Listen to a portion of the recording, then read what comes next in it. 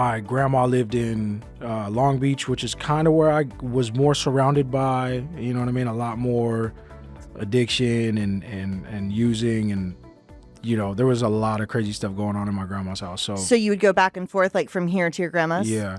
So Okay. I would go back and forth a lot of the times when I was younger, and my grandma, I mean, my grandma had her own things going on. She was on more so just like pills, like Xanax that was being prescribed her, but it was being taken to where she couldn't even watch us. I had to feed her sandwiches sometimes, which I remember. When you were so like it a was little just kid? like, yeah, just out of it. Yeah. You know, and my aunt was more, I don't know, as far as like using certain things on camera or like saying certain things, I guess. Is it okay if I say certain, like, Oh, you could say anything you anything? want. Okay, cool. My bad. Anything I you didn't want to want. be too blatant, but cool. Yeah. Yeah. So my aunt was just a dope fiend. Like, she was just, you know what I mean, stuck on dope, on white crystal, whatever you want to call it. And that was kind of, her and her girlfriend were, and I was surrounded by gang activity as a young kid, just at that part of my life. And so, of course, down here too, but my mom kind of kept it, like, she didn't shield me from it, but I didn't have to be surrounded by it at my mom's house. It wasn't like that was available to me, or I saw pizzles or quags, or, you know what I mean? Like, Oh my God, a quag. Yeah. So like, I haven't thought of that name in a long time. Yeah. Okay. Mine, I would make it out of like Coke, like Yeah. a 2 liter. Yeah. I haven't thought of a quag My in a sister, long did the time. same thing. Yeah. Okay. So things like that. That's what I was, you know, at a younger age, and then the older I got, of course, I was still surrounded by it, and then my sister being, you know, my sister using for as long as she did, being in and out of Las Colinas, like I would go visit her. So and just running around and being in the streets of Oceanside, you Yeah. know, from wherever I was living at the time, whether I was in the east side as a kid or whether I was in the mid or the deep when I got a little older and then back to the east side. It's just, you're just surrounded by it. Totally. Where did you grow up? What area?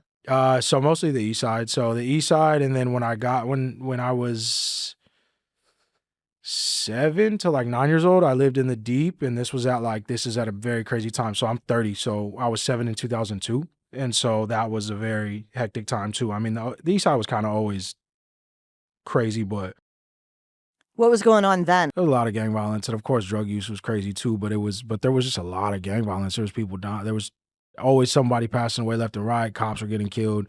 Officer Zepatella got killed at that time. Rusty Sayal had passed away. He got killed around that time. Pearl Sayal got killed in her garage. Like, it was, you know. Then there was like a big crackdown, right? After the Yeah. cop stuff? Yeah. Okay. So they had that the I feel like I operation, kind of yeah. remember. They had an operation for that too. Okay, For the okay. valley, which, you know, it was just a lot of gang violence. Yeah, in the Valley of Oceanside. Yeah. Yes, So okay. there was a lot of gang violence, and of course the east side has had their own injunctions and stuff like that, and it's just kind of always been a war over there with somebody. He's going to war with somebody. So I guess for me, when I started to get older, I started really coming outside, and I stopped playing sports around like 15 years old. So this is like 2010 for me.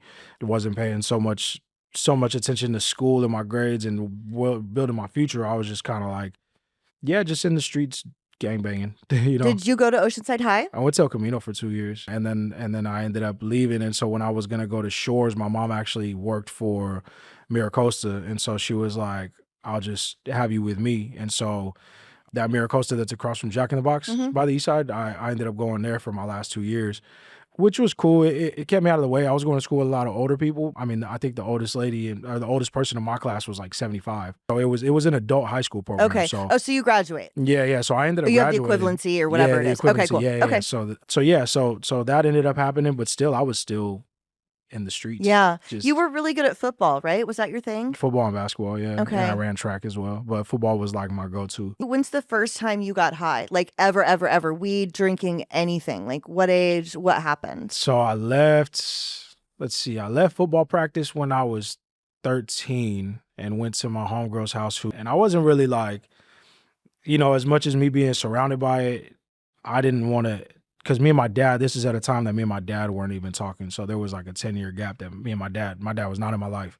We're cool now. We have a really great relationship now. But one of my things was that I didn't want to do I didn't want to drink. I didn't want to get in anything because I didn't want to be like my dad. So, and then one day, I left practice and went to go hang out with the homegirl, and I'll never forget it. She had like a Forever 21 bag full of Four Locos.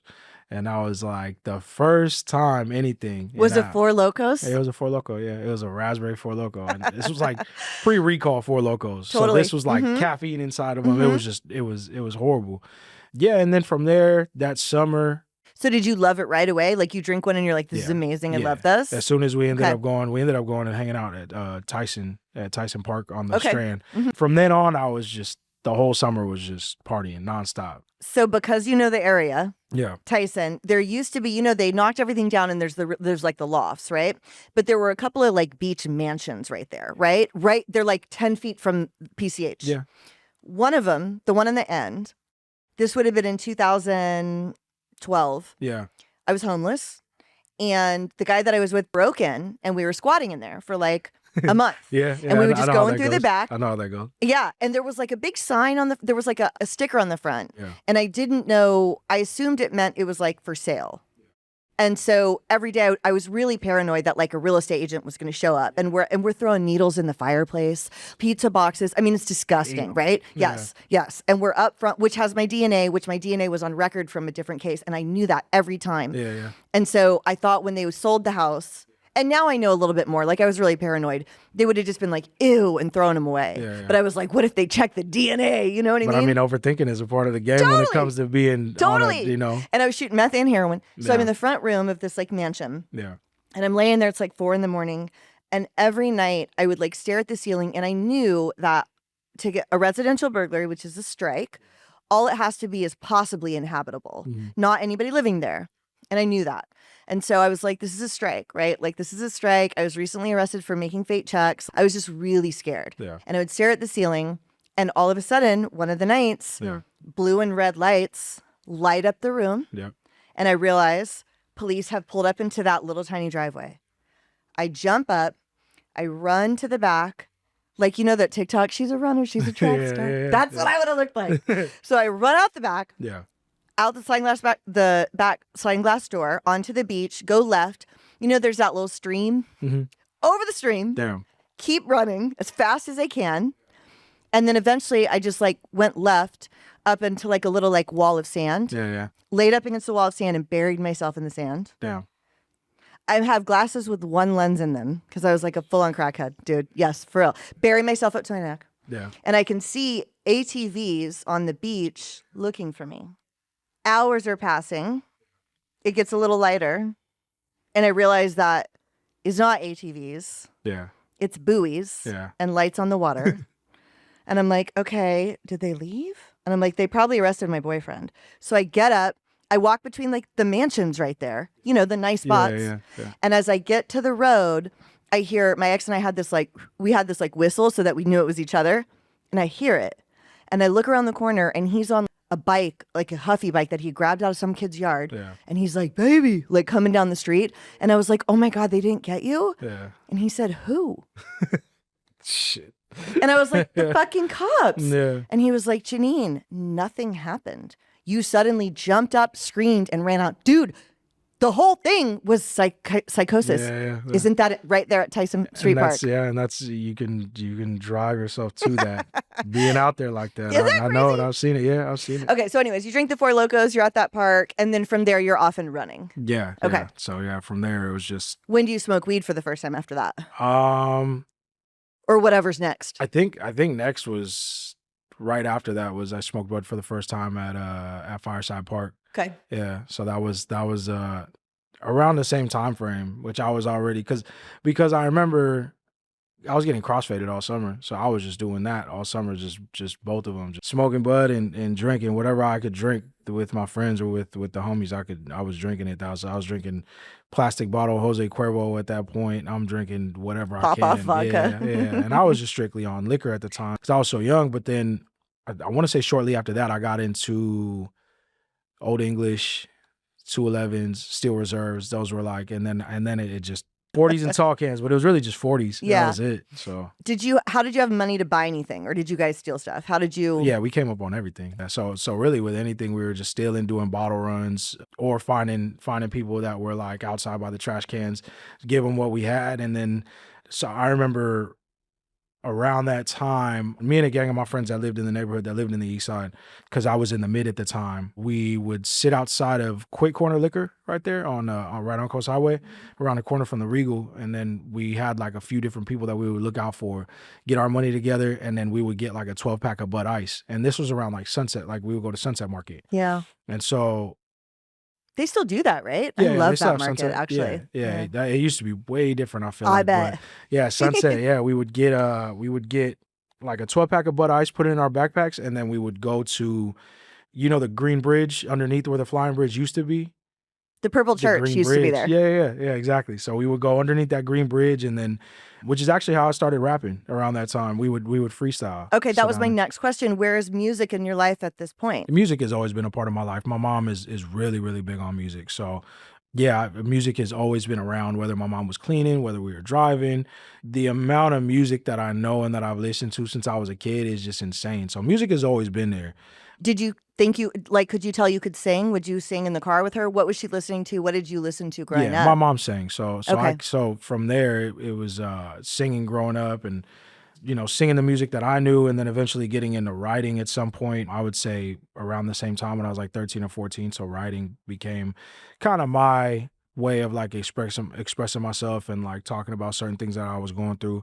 So I remember when I was still at El Camino, I had a computer class that I had paid no attention in at all. And I was, showing up to class high, like stuff like that, and then I had like a 5 subject notebook that I would just write in. So writing, whether Music. it was writing verses, writing choruses, no matter what it was, just trying to perfect my craft as far as Yeah. an artist. So you were interested then? Yeah, so I was always interested in it, and then getting under the influence and Yeah. freestyling with my friends kind of elevated that to Totally. like I could really do this. So actually, in this case, it kind of helped. Yeah. Right? Like, I feel like a lot of times people are into like music or whatever craft it is, and then drug use takes them away from that. Were you writing always in like hip hop verse, or like was it like poetry? Like, was that More poetry. always the gate? Okay. Yeah, poetry in the beginning, and then Okay. it became hip hop because I'm such a big hip hop fan. Like I'm a big hip hop head. My mom is too.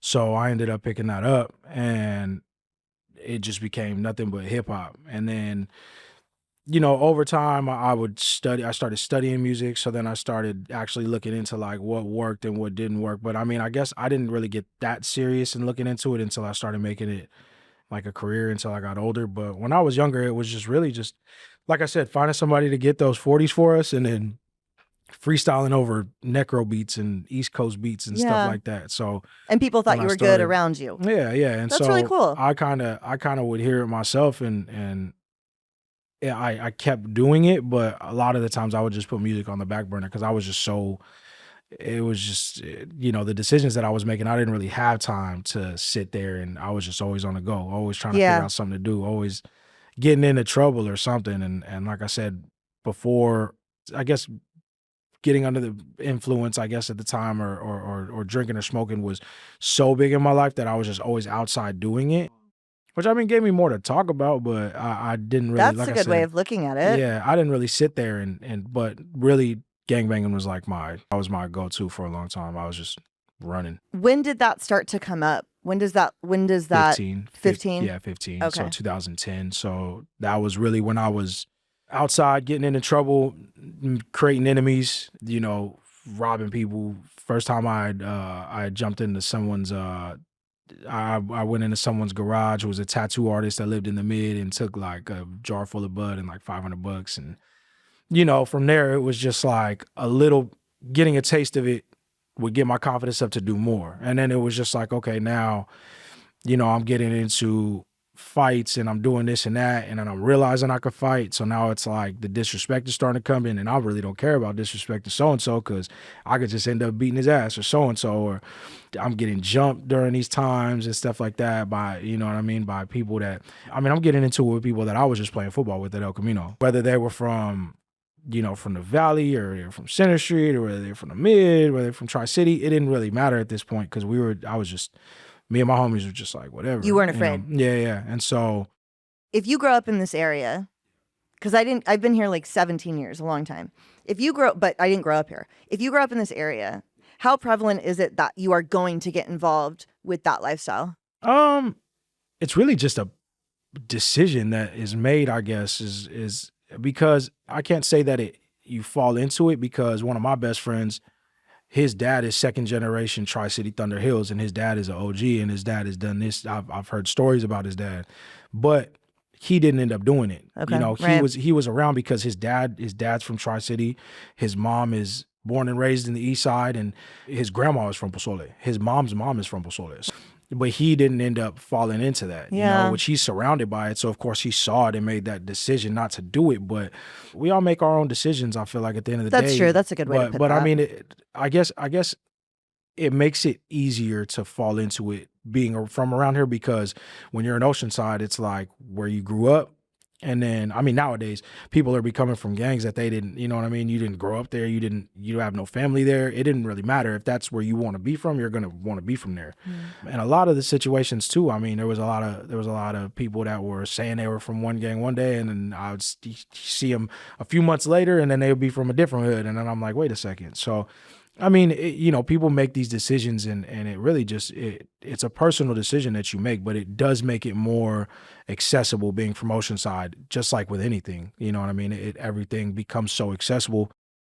You know, Oceanside is a lot different now. And it sounds so cliche saying that, because it's like, you know, people just see the high-rise condos now. It's been and stuff super like gentrified that. even since I've been here. Yeah, for and sure. so Yeah, it's changed. That's true. There's no more Hill Street. There's know what not I mean? Hill So you Street can't, anymore. Yeah, there's no. But it still says no Hill Street pimping. Donuts. Yeah, It yeah. still says Hill Street Exactly. Yeah. Exactly. So I know, but they changed the name. Yeah, so people will know what 'Cause Hill it was Street too is. violent, right? Yeah, Yeah. way too violent. So people will hear about Hill Street and kind of just associate it with the street, but they don't really understand the pimping that happened there, the drugs that were sold there, the way that the gangbanging happened. You know what I mean? It's there's a lot of history there, but like I said, everything becomes more accessible. And growing up, even the time that I grew up, and like I said, I'm 30, so I kind of feel like I caught the tail end of a lot Yeah. of things, because there were indictments with all these gangs, and there was indictments with Crips. So it's like when I'm younger and I'm seeing Crips and surrounded by Crips, and then the earlier into me being in the streets, there was a lot of Crips, but then it's kind of like they were all gone, They all because started were all to be gone on these indictments. Yeah, Yeah. the indictments. So,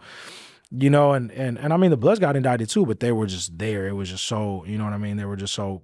But either way, no matter where you're from, you know, it's always going to be someone there. But If you know when you look back, because like your friend was like, no, I'm not going to make that choice. Do you remember what you were thinking? Like, this lifestyle is attractive to me. This is where my friends are. Do you remember what drew you? I didn't really care. I just wanted to be the most respected. That was my thing. Is I was driven by respect and having a name for myself. That was my biggest thing. And I was just like, I don't care what it takes. I don't care what, you know what I mean? Who I have to fade, what I have to do. It was just, I wanted to be that person in the streets, and just like whatever. Looking back at it now, that's how I would summarize it. Yeah. But at the time, Yeah, you it wouldn't have was known just that more. then, Yeah, it was but- just more so me just being like, I really just don't give a fuck. Yeah. You know, What do you think that was about then? I don't know. Just something in your psychology? Yeah, I would say so. Maybe a lack of guidance. I would say. I was gonna say looking maybe back because at you and it. your dad weren't close. Yeah. You wanted I don't know. The people and the guys that raised me were my big homies. So Right. like the guys I was around every day, or you know, when we were having, I don't want to say hood meetings, but when we were all together, I like like that these were idea. the guys. Just Yeah, like these were the guys that I was listening to, that were giving me life advice, that were, you know what I mean, teaching me this, teaching me that, also teaching me how to be a man at the same time too, because you know what I mean, they were looking out for me. But you know, these were the guys that, no, I mean, given none of them put a gun in my hand and told me to, you know what I mean? All that stuff that I got into was on my own. So it was like when I was outside doing that, when I was breaking into I'm breaking into hotels at the Coast Inn at 16 just to have a spot to stay, you know? Is that the one? Okay, because I lived when you said where Miracosta is. Yeah. There's that apartment. Here's like the El Super and the laundromat. Yeah. And then there's that apartment complex right there with a pool in the middle. Yeah. That's where I lived. Yeah, I know exactly what you're And talking then about. right across the street, there's a hotel there. It's actually kind of a decent hotel. It's not that bad. And they had a breakfast buffet. Yeah. And we would go in there and pretend like we were staying there and eat the breakfast. But that's not the one that you're I did talking that at the about. Best Western too. You did? Yeah, I you used to can do that. kind of get away with it for like a 'Cause few days. I found out which hotels actually had the better breakfast. So the Best Western was the best one, and then the Ramada in the East Side had the second best one. And you just go in there, get bagels, whatever, cereal, whatever We you would do that wanted. too. Yeah. Totally. So, Yeah. but so the Coast Inn, the the Coast Coast Inn Inn. is right before the Purple Church. Okay. So it's the one right where it's the one that's like one way in, one way out. Yeah. Why did they close the Purple Church? Do you know? Was it just out of business I think during COVID? I think it just got bought out, and then the condos were built there. It's just like with anything right there. They're Totally. just tearing stuff down and building stuff. The Regal's about to get torn down. The Transit's gonna get torn down, turned into condos. That big parking lot at the Transit where the Sprinter is, that's gonna be like 200 condos. What else are they doing down there? Those two last empty lots right there where the underpass is, those are both gonna be condos. The old Motel 6 that just got tore down is going to be condos. All that stuff is changing. Wow. Oh, that's crazy. It's all changing. So do you start getting arrested at that point too? No, I actually I was having run-ins with the law, but it wasn't anything too crazy. So the things that I was getting caught up for, I was just getting taken home. So I was just being out past curfew or whatever. And luckily I didn't have anything on me at the time. So I didn't have any run-ins with the law until I was like 17. And even then I never went to the halls or anything, but like I said, it was just little things here and there that I was getting caught up for. Me too. And they became so familiar with me that even if I did have like a tall can on me at the age of 16, 17, it was just pour it out and go home. Yeah. Or they would put me in the back of the car and I was already documented by 16. You were? Yeah. Okay. So that means gang suppression unit knows who you so are. GSU was on me. They were on me. Officer Sebron was on me like white on rice. Yeah. There was no letting up, but at the same time, a lot of GSU knew who I was from playing sports too. They knew that I had that. So it was more of a push, like, why are you still doing this? Because it wasn't like I was maneuvering stupid or that I was out here like nodded out at the bus stop and knowingly, you know what I mean? It was like I was maneuvering, I felt the way that I should have been, you know what I mean? Smarter, getting done what I needed to get done as a, as someone that was in the streets, but I was trying to be 10 steps ahead of everybody else too. So when I started actively getting in the streets, I cut out Bud. Like, oh, you did? No Bud. I did not want to be in any situation high. That's smart. Because Bud. So wait, does your drug use never escalate past weed? Yeah. Oh, it does, so but I later. ended up, but later. Okay, yeah, that's so what I thought. That ended up, okay. that ended up later. So then. But you cut it out and you go to just drinking. Yeah. You know what's funny? I think sometimes when we're younger, we can do that. I had a period of time where I quit doing cocaine for 3 years. And I always was like, no, I smoked weed and drank every single day that 3 years. But I was like, no, I quit doing drugs once for 3 years. But I could never do that again. You know what I mean? So I think sometimes you can. So you cut out weed completely and now you're just drinking. Because I feel like Bud and an upper is just too, the effect that it has on you in your mental state and does to you, it's two different things. It's weird. I'd rather be sober, but if I, just have the upper. if I was in that, if I was in that situation to where I need to be on my toes and I need to be, I'd rather Me too. be high, Me too. and it's off of upper. So, because the situations that I was getting myself into that I was constantly surrounded by, I'm not going to go walk through the East Side high as hell on Bud at this time, early 2010s, whatever it is. You know what I mean? I have family from there and I'm not doing that. Right. I'm not putting myself in that situation. Because even then, somebody from Center Street could be over there on the other side, think I'm from there, and then I'm caught slipping because I'm not in the right state of mind. But for some reason, I was convinced that alcohol was, I didn't really think of it as a poison back then. I was just like, this is just alcohol. I'm just drinking. It's so accessible because I can get it at a liquor store. Someone could get it for me outside of a liquor store.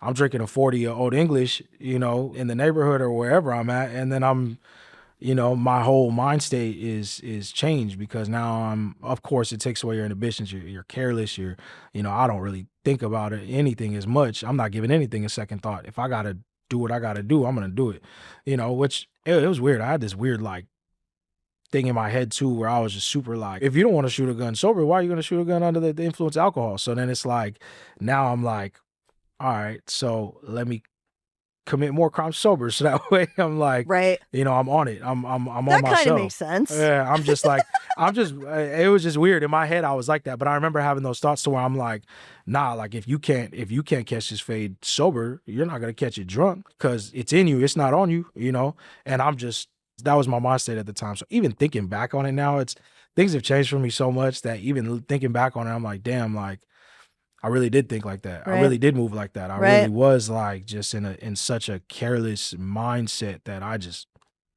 didn't, that was what I Right. was doing. That was Well, what I it wanted was to do. also what you knew. It was where you were. I mean, all that makes sense.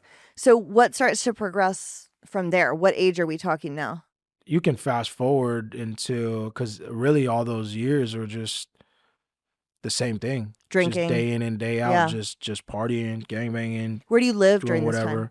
I was hopping around a lot at this time because I was older. Once I got out of high school, I was older. I was jumping around. I think at one point I lived in the timber, so I was back in the mid off like Los Arbolitos. So I was in that area. So I mean, a lot of it was either couch hopping and then going back to like wherever my mom was at the time, being with her for a little bit, and then and I was making money and I was keeping jobs and I was working 9 to 5s, but I was You also were like, working? Where would you work? What kind of stuff did you do? I had different jobs. I worked retail at one point. I worked at Vaughn's doing stock. I worked. Let's see, what else did I do back then? This was So you would also so have damn regular long ago. jobs? Yeah, yeah. I had 9 to 5s too. Yeah, So yeah, I yeah. mean, as much as I was like running around too, I still would make my money somewhat the right way. So it was like, other than whatever else I was doing on the weekends. So like, if I was robbing drug dealers or whatever it was just like it was really just like after, how do I explain it? It was just years and years of repetitive, just dumb decisions. You know what I mean? Yeah. So it wasn't, and then I didn't actually end up getting in trouble for anything, which was dumb because I got a felony vandalism charge that they waited on to give me, but I was under investigation for a shooting when I was 21 and stuff like that. They couldn't pin it. People were getting pulled out of class at Oceanside because it was like at an event where there was a lot of people of a lot of different ages. A bunch of people from house parties were going to these spots to meet up, stuff like that. And of course I didn't do it, but it was just like things kind of Stuff came like that. around. People were getting pulled out of class and like being questioned about stuff. And it was just like, they were on me. After that, they were on me. And then, And this whole time you're just drinking. This is during this yeah, time too? yeah, Okay. yeah. So When does that start to escalate? When do you start doing anything else? 2022 was the first time I got high. I did a line of white of dope. And then from there, it was just,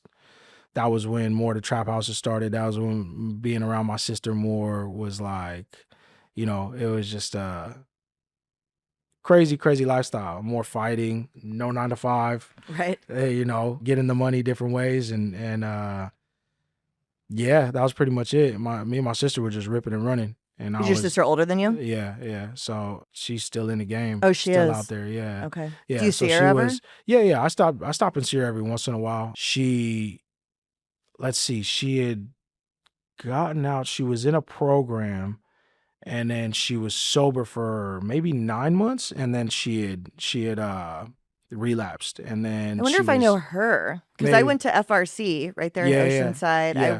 I didn't go to Serenity House, but like, I Her wonder if I name, know yeah, her. her name's Jessica Rodriguez. Afterwards, show me a. Yeah, I got you. Yeah, so, I mean, she's like I said, if you know Vivian, she's really good friends with Vivian. Okay. So Okay. and She has a kid, your sister? yeah, Two she has kids? yeah I might know your daughters. sister. Yeah, daughters. Yeah. And then one of her baby daddies lives in the East Side. Okay. Yeah, I might actually know her. yeah. Yeah. Yeah, You just so got to show me a picture afterwards. yeah, I got you. I got you. But yeah, my sister's very knowledgeable. My sister was kind of the reason that I was surrounded by any kind of, drugs at that point. And you're just smoking meth the whole time or snorting it? Yeah, so Okay. both Both. pretty much, but I'm not like I never got into slamming. You didn't? Never Oh, got into that's slamming. good. No. Okay. No, Why no not? hot rails, no nothing. Cuz I just That was I just smart. I never wanted to get into But it. I said the same thing. Yeah. And then that ended up being what I did for the longest amount of time. Yeah. But I also I was a heroin addict first. Yeah. And so like if you hang out with enough heroin addicts, eventually you do needles. Yeah. And so then like I always preferred to do both. I always wanted to do heroin and meth at the same time. I didn't want to only ever do heroin. I didn't like to be knotted out like we were saying earlier. And so at some point it became like you just do them both together. So then I would shoot meth also. But that's good that you didn't get into it. Also, hot rails have always confused me. Yeah. I've said this on the show before. It's like, It's crazy. yeah, Yeah. I didn't really ever get doing it that way. You know what I mean? I feel like it was just to look cool. Yeah. And I'm like, I want to actually consume it though. Yeah. You know? So that kind of starts to escalate, like meth use and all that. Yeah, Okay. meth use, and then it never got never got past that. I never got Okay. into heroin, never got Okay. into brown, nothing like that. And so the drug use went on for a while. And then I think at one point towards the end of it, this went on for like 3 years. And then towards the end of it, I was living in my car in the east side. So I was back in the east side, but I was in my car now because that was the only place that I was like, it was like ground zero for me. So like anytime that I needed to like maneuver, I guess, I was in the neighborhood. I was staying in my car off McNeil. I was staying right there. Yeah. So I was staying in my car right there. And like I said, that was kind of like home base for me. So like whatever I needed, I would be in the east side. Or I would be around the east side. I didn't need to go to the valley. I wasn't Yeah. going to the valley at this Yeah. point. Really, that's all I was doing was just running around. And then it got to the point that my family had got a hold of me. Damn, when was this? Beginning of 2019, I think, April. And then my brother had just moved out to Vegas, and he was like, "Hey, like, I want to get you out of Oceanside for a little bit." And I was so hooked onto the city, and I was so hooked on what I was doing at the time, and the girls I was messing with and stuff like that, to where it was like that was another thing that was an issue for me the whole time, like being in the streets and all that. I was just it was just so many, just being surrounded by females all the time, as well as, you know what I mean? Anytime I did want to get off drinking or whatever when I was younger, I was just always hanging out with females and drinking and just doing whatever. Yeah. Or, I was dealing with females from different cities, from Vista, San Marcos, Esco, and it was just I was always in these cities doing whatever I wanted, And Holly so kind of said that. yeah, it was Because I asked Holly, I was like, interesting time. is there anything about him that people don't know that I should ask? And she was like, I don't know. Let me think. There's definitely things I want to know. Yeah. So I'm pretty much an open book. I'm pretty transparent with her when it comes to stuff like that. Yeah. You know what I mean? Not, you know what I mean? But Yeah. I try and be as honest as I can. You know what I mean? And, What made me ask that is because yesterday I was looking at her Instagram, mhm. and I saw that you did like a charity run. Yeah, with a family friend. Yeah, And I did that. I was like, oh, that's also what I really want to know. Do you know what I mean? Because like, that's really interesting and cool. And I want to talk about that charity run in a second. But so not even like gotcha moments, but like something like that. I It's was a like, there's complete obviously 180. multiple sides to this guy. You know what I mean? It's been a complete 180 because I wouldn't have, not that I wouldn't have done that, but I wouldn't have been in a position You wouldn't have been or a able to. spot to do that Right. when I was younger, because I was just, like I said, I was just so, I try and find different ways to explain it, because I just hate saying like I was running around in the streets without, but also I like kind of being vague, I guess, with Sure. most of it, to where Yeah. it's like I'm not specifically saying what You happened. were active. Yeah, I was very, very active Yeah. at that time, but so like I said, I wouldn't have been in that position to do that. I didn't have a kid yet. There were so many things that were just different. Yeah. So 2019, your brother says, I want you to come to Vegas. And it sounds like you didn't want to go though. Yeah, no, I didn't want to go. I was, like I said, I was stuck in my ways. I'm very hard-headed. Are you writing still at this time or doing any of that? So the writing actually started coming in not too long after that. Okay. Again, so where I Because was during that period though, you're probably not, right? Yeah, because I went to Vegas. When I went to Vegas, Okay. I got Oh, sober. you do go. You change your mind. Yeah. Oh, okay. What made you change your mind? One day I was I guess I don't really tell this story. There was just a lot going on, and I had a youngster with me. We had just got back from I think we were at Cabo. I had like one of the youngest homies with me at Cabo. It was a gang of us. It was a lot of us. And then I ended up back in the east side, and GSU was out. Yeah, I want to say it was March 9th, I think. March 9th, 2019. I'd broken into an abandoned apartment with him because GSU was just way too hot. I was strapped up, all this stuff. I had the youngster with me, you know what I mean? And so I was trying to maneuver correctly. And, I'm still in drug use at this time. And there's an apartment complex on Bush. I just remember sitting there, and the offer to go to Vegas was already given to me at this point. I was sitting there, gun on my lap, smoking a Newport, saw a roach cross the floor, and I was just like, what am I doing here? It just, like, for some reason, it was just like that. I was just like, what am I doing here? Like, why? Like, for what? Like I said, I didn't have a kid at the time, so Yeah. I was kind of just like, I could have easily just said, fuck it, I'm gonna just stay and do whatever, and then eventually, get into whatever else I could have. But Isn't that wild how that happens? And it's not even necessarily the worst situation we were in. My last using is not even close to the most afraid I ever was. This guy in Pasole, I'm going to bleep this out, but do you know? Yeah. You do? yeah, Yeah. Okay. You'll find. Yeah, I know. He has a shed in his backyard. So around this time that I was kind of, getting high too, his youngest son is my homie. Okay. Yeah. So I know him. I stayed in that shed in the backyard Wow, that's crazy. for 3 nights. That's crazy. And he padlocked me in at night. Yeah. So I stayed out there for 3 nights. And was like my good friend. You know what I mean? Like I loved him. I felt safe. He's a legend.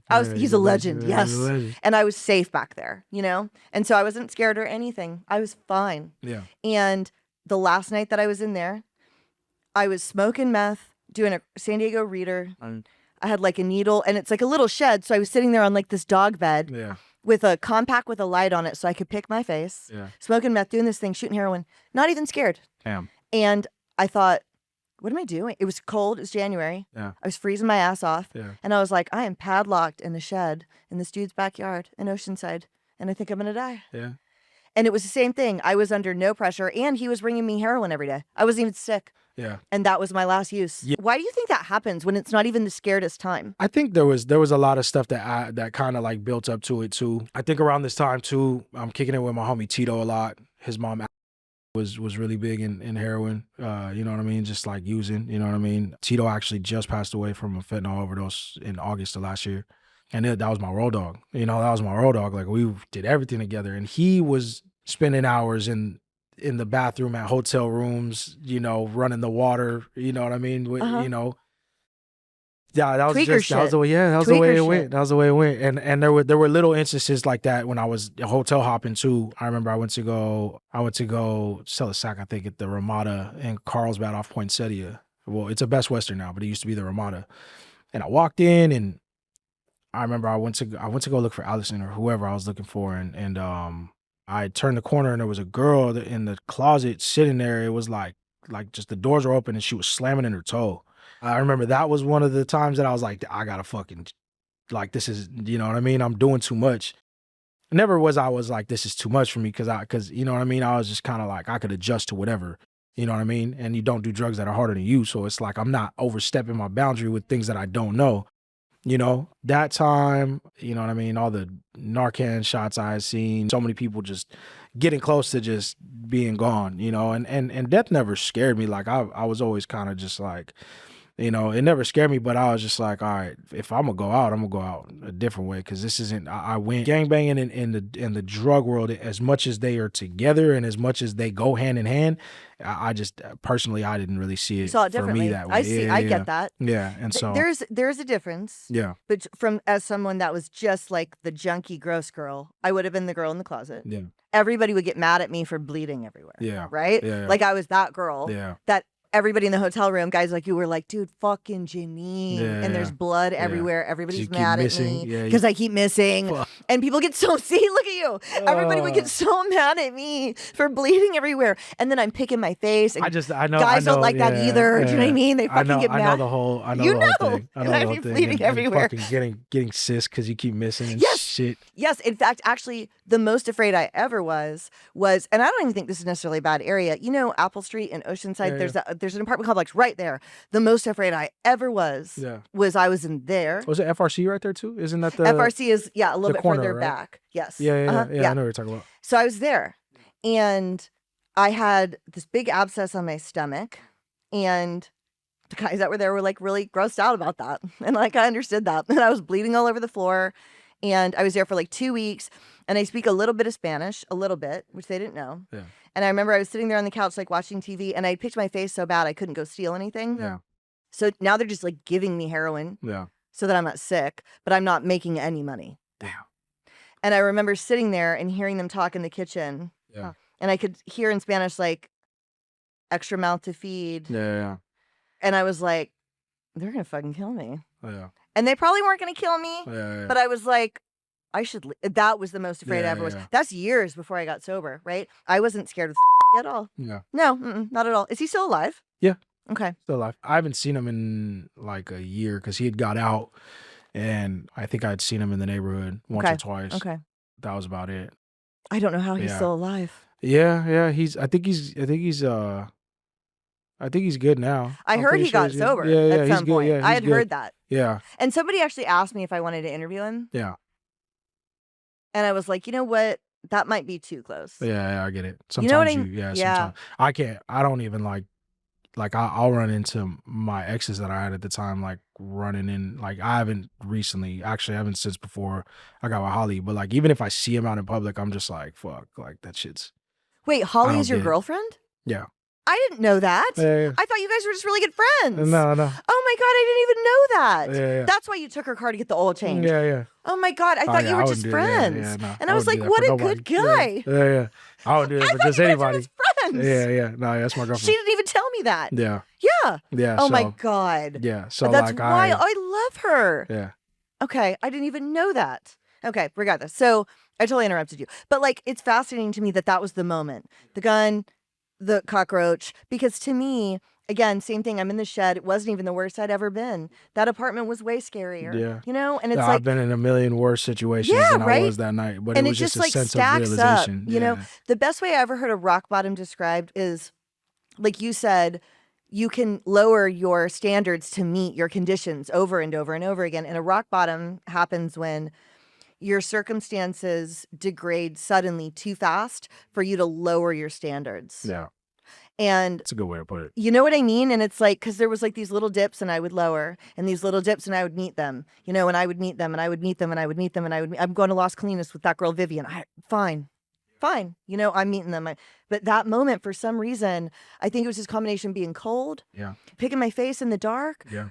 I was old too. I'm a lot older than you. There's I a was 35 sitting in that shed. There's a lot of yeah, I mean having my son ultimately saved me. Right. Okay. So 2019, that moment happens. And then do you call your brother the next day and say, hey, yeah, I'm going to come out? Yeah. And then I met him in LA and then I went back with him and his to Vegas. And then it was like a whole different, I'm living in Henderson in a nice area. And I'm like, you know, bald head, growing my hair back out, started going to the gym. And I didn't get completely sober. I just stopped. I cut a lot of other things out, but I had enough, you know, self-control to only drink. Okay. And so it was like, you know, doing the same thing that I used to do.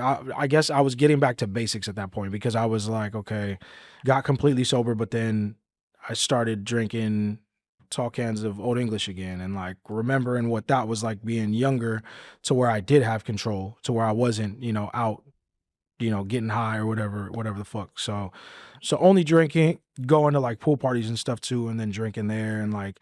Did you go to meetings or detox or rehab or anything? Cold turkey. Okay. Yeah. So just, yeah, I've never. To this day, you don't I've do never any, needed, you don't do, okay. Yeah, I've never needed to do any kind of meetings or Right, anything like okay. that. I kind of just found myself in. Because Holly does, right? She does meetings and stuff? Or she No. did, I guess. No, she had. I She think did in the she did in the past. past. Okay, Yeah, because when she was in program or yeah, whatever. when she was getting sober. So, really, I guess I just traded the addiction, I guess, into a crippling caffeine addiction in the gym. You know, You said pre-workout when you got here? Yeah. That's my thing too. Yeah, that's why I didn't take this. That's why I didn't drink the Dude, Celsius. 'Cause I will do pre-workout so strong. It's like, it would be like a relapse. No, for somebody. sure, Yeah, for sure. it's fucking horrible. Yeah. So, and then you start writing again too, right? While you're Yeah. there, you start writing music. Yeah. So my brother surprised me with a mic and a interface from like Guitar Center or whatever. Aw. He already had computers, so I was able just a mic stand just like this, and yeah, went from there and then started writing again. I was only there for 2 months, but the amount of changes that I was able to make in 2 months was a lot. And so my birthday came, I got homesick, and I was just like, all right, I'm gonna go back for a week, and then came back for a week right after my birthday. And then the last day that I was here, I had reached out to my Uncle Spider from Pozole.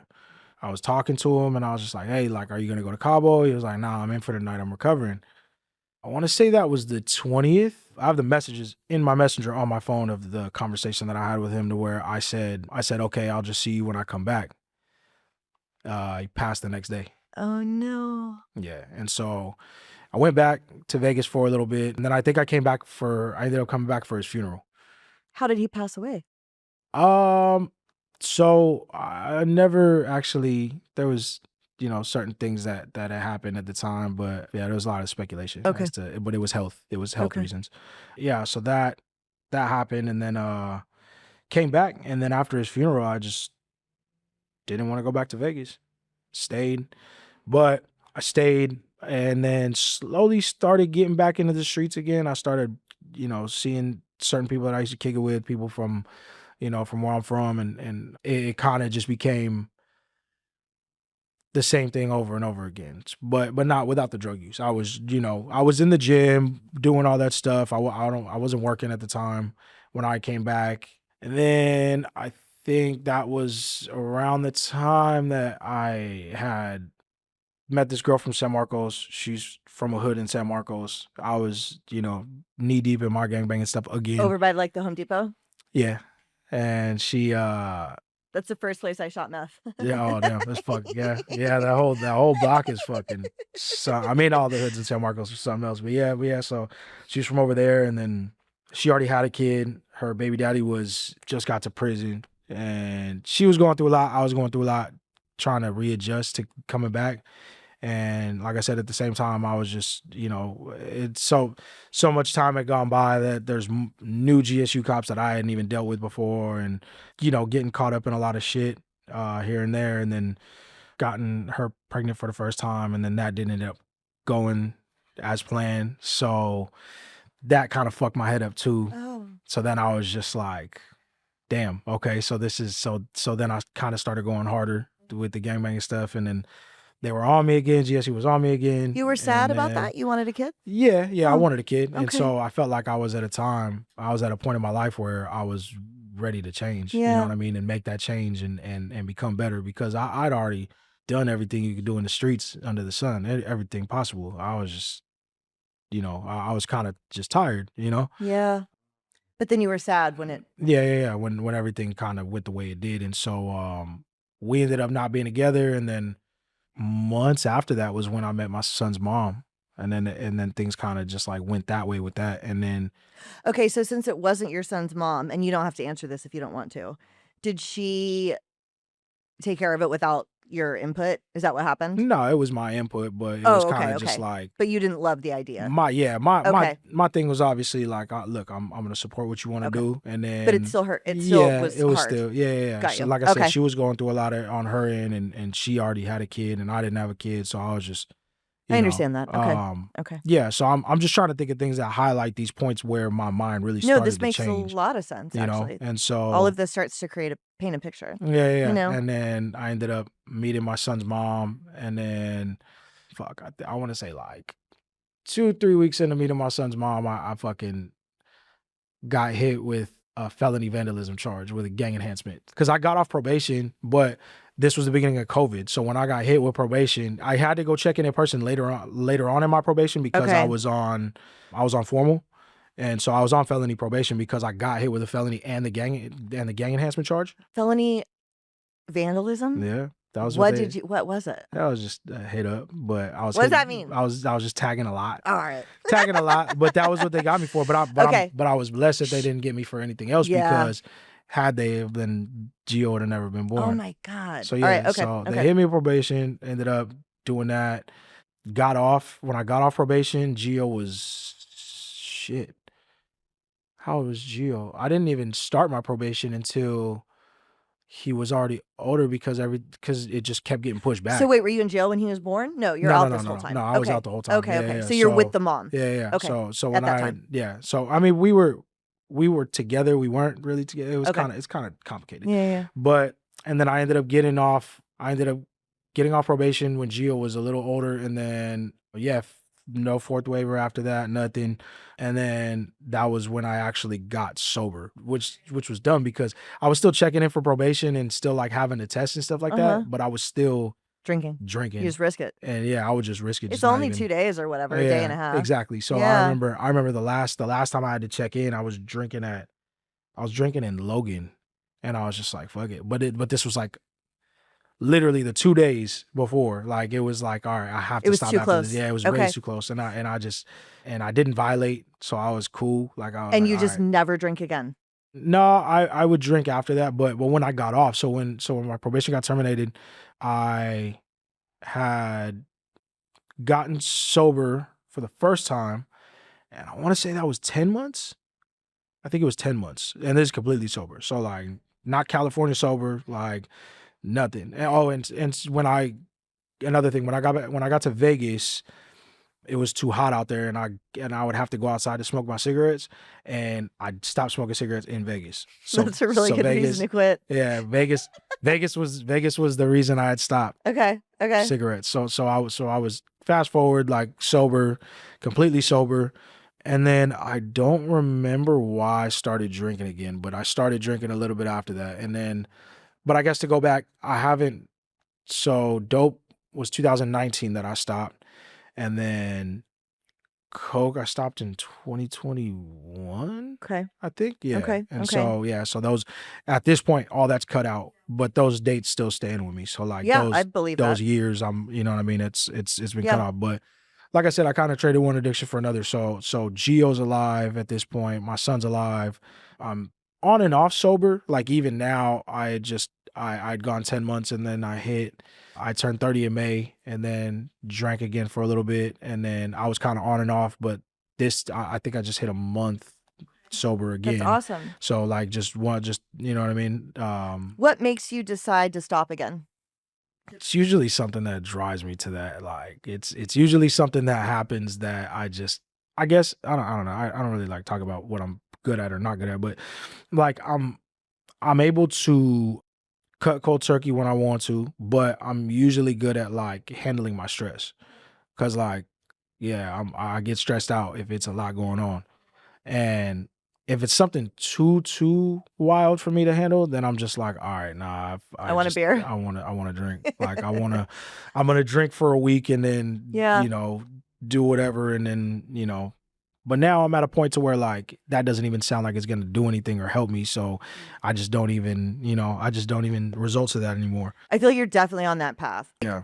Yes. And I've seen that happen a lot because especially with you being creative, you're about to go on tour, you're obviously really fit, right? At some point it's going to feel like, why even lose a day or a day and a half if I don't have to? Literally. From time to time. And Do people you know what don't, I'm saying? yeah, people don't understand that when I say it, because I'm like, it's literally like that day or day and a half of me recovering. Gone. Yeah. And then the next day, I'm still not even going to feel 100% Totally. after that. Totally. Then it's just, why throw it away when I be productive? And the bigger you get in your career, the more that's going to start to feel important also. You know what I mean? You're not going to want to lose those days. Yeah, every day right now leading up to tour is very, very vital for me. So I can't risk that. Right.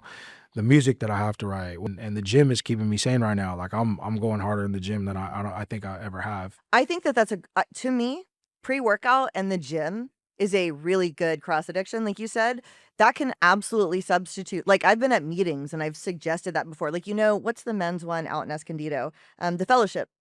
I've led there before and they've gotten mad at me because it's a bunch of dudes. I don't know if they're going to keep going to fucking meetings or not. I don't know. So I will say, if I'm leading, I'll be like, also, while I've got you, like, I don't know if you're going to go get a sponsor, but I'm telling you, get some crazy fucking pre-workout and start working out. And I can see some of them are like, okay, yeah, I could do that. And I'm like, yes, just start there. Like, that's going to be helpful. Yeah. But I want to talk about your music. Also, it's so funny to me that that's why Holly said, I'm wondering if there's anything I want to know. Yeah. Because she's her girlfriend. I thought you guys were this. This is like blowing my mind. Okay, so music in 2021, you start really focusing on it again, right? Because your son is born. Yeah. Okay, and are you thinking he's born? I want to see if I can like make a career of this. Like, what's the inspiration there? Okay. Yeah, it's now or never. I was 25, gonna be 26. It's like I might as well try. Mm-hmm.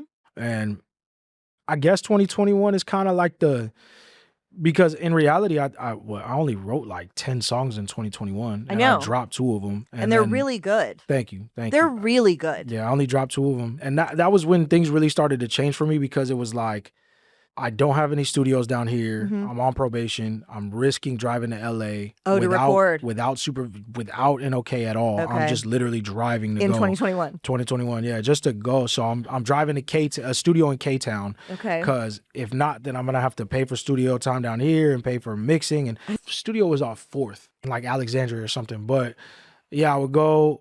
One of my friends, Sabrina, her man had been doing music for years, and he knew how to mix and master and all that stuff. So I was getting my songs mixed and everything like on spot for free. So all I Wow. had to do was drive up there. Okay. And then, That was worth it. yeah. So, and then one of my friends, Memo, who I ended up meeting in person for the first time after I recorded my first song, is the reason that I have so many LA connections. Like he introduced me to so many different people. He runs an event up there called Night of the Blaxican, which is like a party, and that kind of started so many things for me. So getting into the music and getting away from the past life that I had was just so vital to me, and it was just like a fresh start. At this point, I guess I was still kind of like involved with a lot of different things. I had different dramas that I was going through, but it's different than even when my baby mama was pregnant. I was still going through a gang of shit for some weird reason. People just started hating the way that I moved, and the people that, and it's crazy because I wasn't even getting into it with people that weren't from my hood anymore. I was getting into it with people from my hood. Do you think it's because you were doing better? It could have been, yeah, that too. But also too, like, I'm just not like a I'm gonna lose type of person. So if you want to try and press me about something, and I'm not taking that lightly. Like I'm gonna do what I do. And I don't care who it was. But like I said, it was people from my own hood that I was getting into it with. Yeah. To where like my baby mama's sleep, pregnant, and I'm sitting on her roof with a 30 mag on a Glock 19. Like, Looking around. yeah, just waiting, just chilling, you know, and Yeah. and there was too many nights like that. But like I said, it kind of became a new turning point for me when I started focusing on the music. And then Yeah. And going up there, that actually answers one of my questions, which was like, you're enmeshed in that lifestyle. It was shocking to me that you were able to come back and not use again. Yeah. But maybe this makes sense. It's because you were also like kind of going to LA, getting out of here. But if you're going to LA, I guess you were still drinking from time to time. Yeah. Okay. Was it hard to not ever do meth again? No. It wasn't. Because No. I'm sure you'd see it a little. Well, because like I said, I like to think that it's because I like to think that I literally just, because I've been working out consistently right now for 3 years, every day, like no breaks. For the last 3 years, I haven't gone more than a week without the gym, more than 4 days, which includes creatine, workout, you know what I mean? All these things. So I would like to think that that's why, because That could be why. even on an off day, I'm still Yeah. drinking Yeah. like strong amounts of coffee. Right. You know what I mean? Mhm. So Dude, I do pre-workout on off days now. yeah. On Sundays, I that's don't teach crazy. because, you know, I Yeah, teach yeah. here at the Yeah, spin yeah. studio. And on Sundays, I don't teach or work out. And I now do pre-workout on my day off. I know. I'm like all the way addicted. Sometimes but I believe that Celsius. because that's I'll a do lot Celsius sometimes. of what's up? Celsius I'll do sometimes on my okay. off days. Yeah. That and sugar-free rock stars. Those things Yeah. fucking. Okay. I kind of like these. What I do, Psychotic Gold Insane Labs pre-workout. It's Yeah, I got know- like 350. What I do know you that do? one. I know that one. I take Deliverance at Supreme. It's Okay. 350, I think. That actually does make sense to me though, because the dopamine and the adrenaline from both of those two things, Yeah. I think it helps. Yeah. It's like a crazy replacement. And Yeah. I've tried to get off caffeine and I can't. No, It's I'm just not even the gonna try. headaches are too bad. No, I'm not even gonna try. Yeah. Why? Because I try, and it's just one of those things with me, like, Like health wise. yeah, it's just one of those things in my head, like, okay, like if you can kick all this other stuff, try and kick caffeine, try and get better with that. Yeah, I Drink get more that. water, you know. Yeah, But I it's get just that. something I do to myself. But I could if I want to, but I don't want to. So it's like, I guess you that's know, how I feel. I yeah. guess I could. Yeah. So the music, all of your stuff is like super high production. It's so funny to me too to see Oceanside stuff in the background because it looks like, I mean, it's like really nice production stuff. And then I'll see like that mansion hotel thing in Carlsbad Yeah. is in the background of one. And I'm like, oh my God, this was right down the street. So how does all that stuff, I mean, like you're getting produced and now you're going on tour and you just started doing all this again in 2021. Is this all like through your friend that you were referencing, like connecting you to people and it just starts to grow? Yeah, so I mean, a lot of the connections in LA had to do with Memo too, and I mean, just a lot of the connections in general had to Yeah. do with Memo. But really, I mean, from building everything kind of from the ground up was my team, Mad Strange, this clothing brand in Oceanside. They make all the Oceanside clothes. Oh, cool. Okay. Their shop is right by where the 99-cent store used to be in that same parking lot. They grew up in the East Side too. Their parents had a soccer store in the bazaar back in the day. One of the sons ended up making this clothing brand. The other son ended up going to UCLA and doing all this stuff with like production and stuff like that with the recording. So really it's just the two brothers. One does my cover art, all my pictures, you know, all that stuff. And the other one does all my music videos. The one that does my cover art does all my reels on a phone. Okay. And then I edit them on CapCut and then I post. Like that's literally what our formula has been. They built me my own studio in the Dude, back of the that's so shop. cool. Yeah, Because you yeah. also have a ton of followers. Yeah, You have yeah. 380,000 followers on Instagram, 500,000 on TikTok. And I think that's what really impressed me when I was listening to all your other interviews and you were talking about starting in 2021. I was like, wait, this got really big Yeah. though. So the big thing, the That's thing very with us, cool. yeah, thank you. Thank you. I'm very blessed. I'm very, very blessed. The thing about it was that I remember this conversation to where we were sitting there in the beginning and they were like, well, you got to push through social media. Mm. And I was like, I don't even think I had an Instagram at this time because weirdly enough, when I'd gone to court, I went on Instagram before I was sitting outside of court for, you know what I mean? Yeah. And I'd gone to, what was I going for? I think I'd signed to sign the deal for probation. So yeah, I got out, did that. But as soon as I got to court, I went on Instagram and my Instagram logged me out. And I was like, what the hell? And I used to have an old Instagram. And sure enough, I got confirmation that my Instagram got deleted because of promotion of a dangerous organization or gang. Oh, wow. Yeah. So, cause I had like pictures of me and my homies on there. Yeah. We weren't even doing anything. We weren't throwing Right. nothing up, nothing. So that got deleted. And then I didn't have any social media at this point. And so they were like, okay, well, we're going to have to do Instagram, Yeah. TikTok, all that. And I was just like, bro, I don't want a TikTok. Like, I'm not. That's how I felt This too. is before. Yeah, this Before it is was like a before I was thing. like, nah. I know. was I like, didn't don't want to wanna- either. I don't want a TikTok. Don't you wish you had sooner, by the way? Yeah. I honestly, one of my things, I wish I took the music seriously in 2019.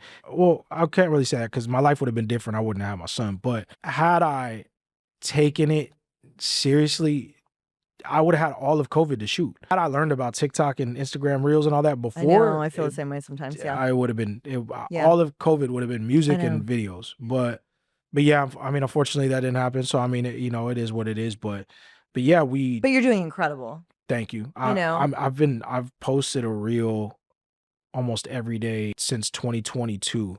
So 2022 is when it really got started. So 2022, I dropped like a project in January 2022 with like a bunch of different songs that I did in 2021, but I didn't understand mix and I didn't understand master. I didn't understand what it's like to get it all mixed by one person so it all sounds the same. Nothing. I didn't post any reels in 2021, nothing like that. So 2022 is when it got started. 2022, I dropped my first project with Mad Strange to where they funded the whole thing, all the recording, which at this point I'm recording on a Sony C800 mic, which is like a $10,000 mic. So my first actual project, all the mixing's getting paid for, everything. Wow. So yeah, They really believe in you. Yeah. No, they've definitely helped me out a lot. You know what I mean? And then that was when the reels started coming and the TikTok. And then I think the end of 2022, it really started like, around the end of 2022, because there was a lot of stuff going on personally with 2022, and then it started blowing up. And then I'm getting international fans, and then now my numbers are jumping up. So 2023 was all reels, show, and I wasn't even performing as much. So reels, music videos, whatever I could push. And then I think I dropped 2 projects in 2023, one in 2024, but it's just been like I've just been creating. Didn't your Spotify go from like 1,000 a month to 100,000 a month or something? Yeah. That's crazy. And this was in a year. That's wild. Yeah, it was. I remember the number. It was 400 a month, 400 monthly listeners, and then I hit 100 exactly a year later. 400 period. 400 monthly listeners. Yeah, like not 400,000. Not 400. Yeah, and then I hit 100,000 like exactly a year later. I wonder what your theory is on this. And I'll let you go. So I was reading something on Reddit. Several people were saying that you have like a 90s sound, which I think is true. Yeah. Do you agree with that also? Yeah, I would say so. Okay. Like an original rap, like old school hip hop, not the really super produced. What's like the sound when they change their voice? Auto-tune. Like that. Yeah, You don't do any of that. Yeah, you know what I mean? I don't do any of that. And I feel like, I don't know, maybe people are like wanting to get back to that, or it's just a sound that I grew up knowing because my mom listened to to so much music, but what I know is 90s hip hop. East and West Coast 90s hip hop, Southern hip hop, Outkast, all that stuff. Yeah. Even with the choruses that I write, like my songwriting isn't just hip hop based. It's like shit. I listen to like 90s pop, 80s pop, classic rock, 70s classic rock, alternative rock from like the late 90s, early 2000s. I listen to everything. And so it's like I try and implement that with my songwriting. So that's like really what it's just music all around, just influences me. So what's your process for writing? So as far as writing, I have the beat that you come up with? in your head? No. I'll have input on the beats. So some of the beats, I have a producer in LA that I work with that I'll have input on the beats, and we'll do it together. He knows the more like technical, mechanical side of it. So So we you work start on that with that. together. Yeah, and Okay. then always the chorus first. Well, song subject, chorus, but the chorus will of course be built off the melody, the lyrics that I decide to choose based off of the subject. And then obviously I think of the song structure. Do I want a pre-chorus? How long do I want these verses to be? Stuff like that. So Yeah. I take an actual like songwriter's perspective of it. That's amazing. I don't just freestyle. Yeah. You know what I mean? Like I assume that. That's kind of why I asked. yeah. So it's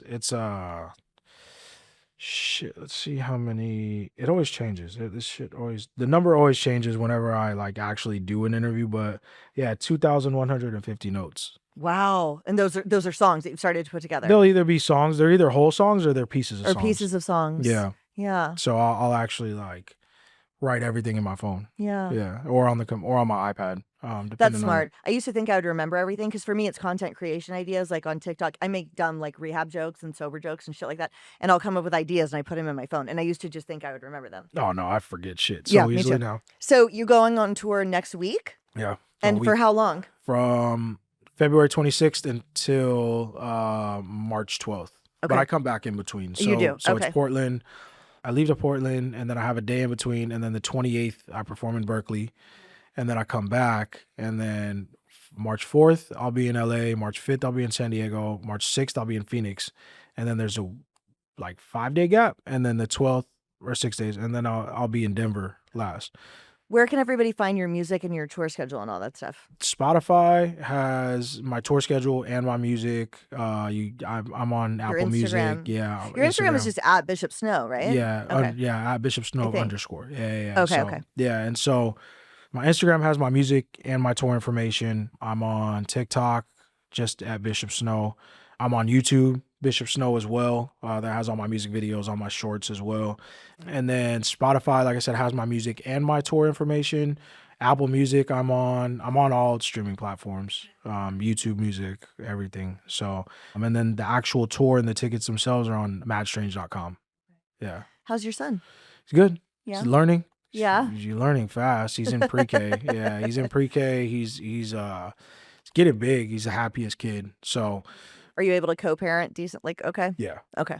So I mean, that's one of the biggest things that I'm focused on Mm-hmm. in general. Like, of course, is being a dad and making sure that my son's understood and teaching him the way that, giving him a different upbringing than I had, and just letting him know that he can discuss things with me and be open with me and talk. You know what I mean?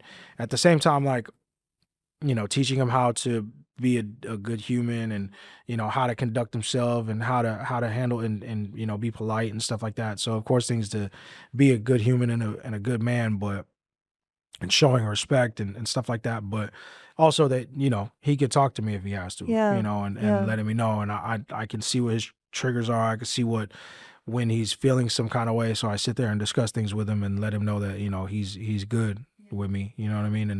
And I tell him good job. I tell him, positive things, like to keep going, and I'm proud of him and stuff like that. So that way he knows, and it's not like I'm just assuming that he knows that I'm proud of him, but since he was a baby, I've talked to him like that and told him like I'm very proud of you. So That's awesome. How is it with your dad and your mom and your family now? How is everything? me and my mom have always been close. Me and my mom are good, making sure that she's good at all times. Me and my dad are good now.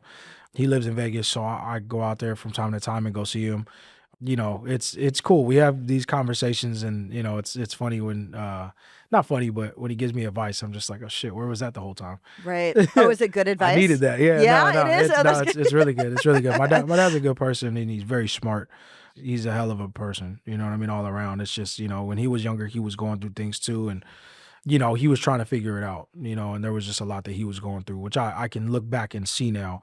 So, our falling out, was pretty fucking hectic. It was crazy, but it was something that I had to learn too, because had I not had that, then I wouldn't know how to approach my son's situation. You know what I mean? There was a lot of times that, at a young age, like 6, for another woman to be put before me, it was kind of like, damn, like, okay, or her kids be put before me, it gave me a different perspective in life. And then, Yeah, there was a lot of fucked up shit, as you know, on all sides of my childhood. But with me and my dad, it was just very it was very physically abusive, and that's why I kind of like, I'll discipline my son. Don't get me wrong. I'll let him know what's wrong and what's right, and you know, I'll teach him just how my mom did. But you know, I'm never gonna physically, like, or verbally, or even just degrade him or tell make him think that he's less than what he is, you know. And so I make sure that I have a very positive energy when it comes to my son, and make sure that he knows that, you know, he's loved and that he's going to be taken care of. And every day when I drop him off to school, I give him a pep talk, like, be confident, keep your head high, stand up for yourself, and learn something, you know, because that's what I want him to do. So, you know, just so that way I have that bond with him, because it's fucked up world we living in. So I'm not gonna expect him to just learn shit on his own and then be okay. Like, I got to give him that guidance. Yeah. Well, he's very lucky to have you. I lied. This is actually the last question. What was the charity run that you did? That was really cool. What were Um, you involved in? so we have a family friend named Robin. She has a organization called Right Hand Angels. Basically, her that was her son that I ran with. His name is Andrew, and he it's kids with people with disabilities. So, you know, and basically the organization, you know, she does a lot of different things. Robin's amazing. She does painting with Marines at Oh. yeah, Oh, like that's that was one of the cool. first events that I Okay. went to. She did like actual painting with Marines at Luna Grill. Yeah, there's just a lot of different things with Right Hand Angels. That's amazing. But her son Andrew, like I said, he is a disability, and yeah, he's part of he's the face of the And you organization. ran with him, right? Yeah, I ran with him. Yeah, 5K. That Yeah. was my first time. That's Yeah. really cool. Yeah, my manager gave me these New Balances, and I've been wearing them. I didn't know how comfortable New I Balances were. love those. Yeah, I wear Forces usually, and I'm just like, I wasn't gonna run in Forces, but my manager gave me these, and I'm a little I surprised, but I like yeah, them. yeah, I no, was a they're little super. surprised, They're like, but I I always like looked at them them. as dad shoes, and now I'm like, No, they're okay, for awesome. sure, They're yeah, awesome. no, they're No, but the cool. race thing was really because on it, like, there was a part of me that I was like, why is this guy doing my show? It's only sober show. It's not music. Do you know what I mean? Like, I just was a little bit like nervous. Yeah, and And then when I I saw told, I was like, oh, he did a race. All yeah, right. Okay. I feel better. yeah, and Holly had asked me that too when I had agreed. She was like, you know, it's about sobriety, right? And I was like, yeah. I was like, but I think it's important for someone sobriety like you to is talk about. sobriety is huge for me. Yeah. Like, had I not pursued being sober, there's so many things that I wouldn't have been able to focus on or do or get right. Or I guess the biggest thing for me, because when people do ask me why I got sober, it's to be a more present father, to be a better artist, to be, you know, of course, to be more present in the gym, Yeah. because, you know, drinking takes away a day from the gym too. And my physique is not the same, because I mean, I already have certain things with my body that I have to deal with, to where it's like I have a thyroid disease. So like, I have hyperthyroidism. So my thyroid It's creates too too much. fast. Yeah, so Yeah. too You fast. lose So weight easily. exactly, horribly fast. Okay. Like Which you don't want. yeah, exactly. I'm trying to gain. So Yeah. then I take my medication for that, and then it regulates it. So it's like, drinking just makes that worse, you know, and so many of my sleep schedule gets messed up, and it's just so many things. So drinking really just does nothing for me, and everything else, of course, does nothing for me too. So I just don't want to sit here and you know, continue to damage my body or my mind. I feel like what it does to my mind is the biggest thing for me. Yes. But that's also why I go to the gym. I go to the gym more so for my mental stability and clarity. You know, it's funny. That's my thing too, is the mental side. Like, people would be like, "Oh, your liver, long time," and I'm like, "I don't care about my liver." But if I feel like I'm not like speaking quickly, or if my memory's gone, that for me too is important. You know, like the mental clarity and the physical stuff, I guess now. But that's good. That's what, like, to me, that's the best way to move through it, is you make it like legitimately something that you're moving.